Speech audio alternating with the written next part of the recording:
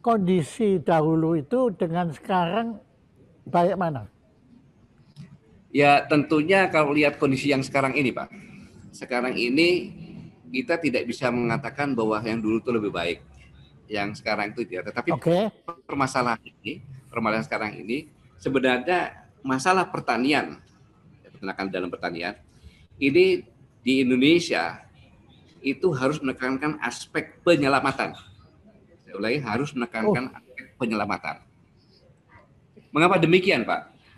Karena kita sekarang ini tidak hidup dalam kondisi yang normal. Kita wah, tidak hidup dalam kondisi normal.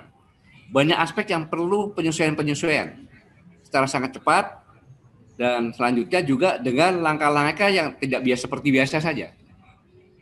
Kalau perlu dengan langkah maaf yang sekarang kurang agak alergi, revolusional dan radikal. oh, ya oke. Mengapa demikian? Satu, sekarang kita sedang kondisi resesi ekonomi dunia.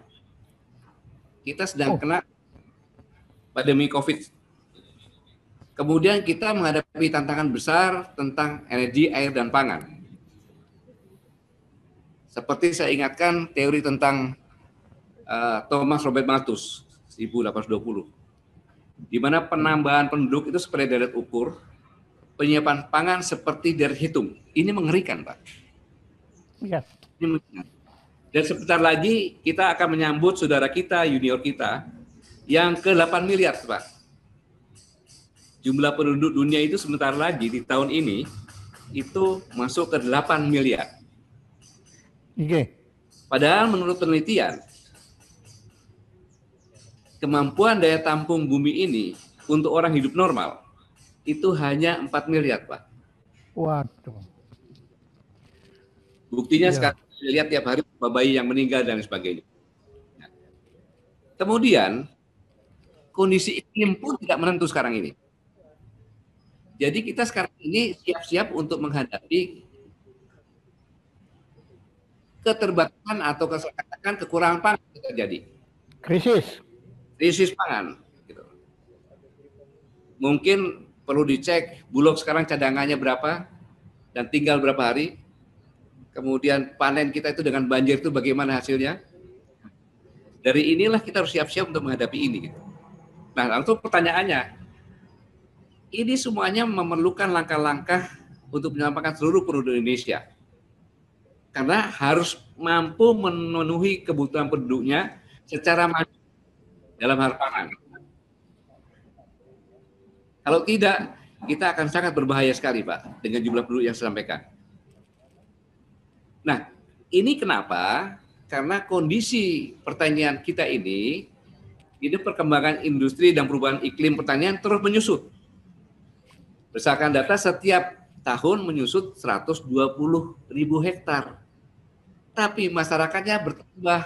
Tahun kemarin kita sudah masuk ke 270 juta. 200 kalau nggak salah. Kemudian konsentrasi pangan hanya di tempat-tempat tertentu di Jawa, Sulawesi Selatan, Sumatera. Kemudian di tempat Jawa ini, yang tempat konsentrasi, ini masyarakatnya rata-rata sekitar 0,2 hektar, sehingga tidak memenuhi skala untuk pertanian yang menguntungkan bagi petani. Belum lagi keterbatasan modal, belum lagi kelangkaan pupuk. Ya, belum lagi yang penting lagi adalah bahwa petani-petani ini adalah petani kolonial, Pak. Oh. Maksud petani yang hidupnya di dalam kolonial, dia udah tua-tua sekarang ini. Sebagian besar. Ya. Yang milenial paling-paling hanya 10% saja yang mau bekerja di pertanian karena tidak bisa mengharapkan. Kemudian mereka memiliki latar belakang pendidikan rendah, lemah terhadap manajemen, dan minim penguasaan teknologi dan inovasi. Kemudian keterbatasan dalam penanganan panen. Padahal kalau kita lihat, Pak, Indonesia ini adalah hidup di ekuator. Kita hanya punya dua musim hujan sama musim panas. Garis pantainya terpanjang nomor 2 di dunia setelah Kanada. Dan sangat luar biasa strategisnya. Alam Indonesia menyediakan lahan dan lain sebagainya, sumber daya biotik, hayati yang tidak tertandingi dimanapun juga. kunci utamanya kita adalah niat. Dengan upaya-upaya praktis untuk bersungguh-sungguh memajukan pertanian. Dengan mengembangkan pola pertanian dari hulu sampai dengan hilir, Pak. Kalau tidak, kita akan dimakan oleh kapitalis-kapitalis.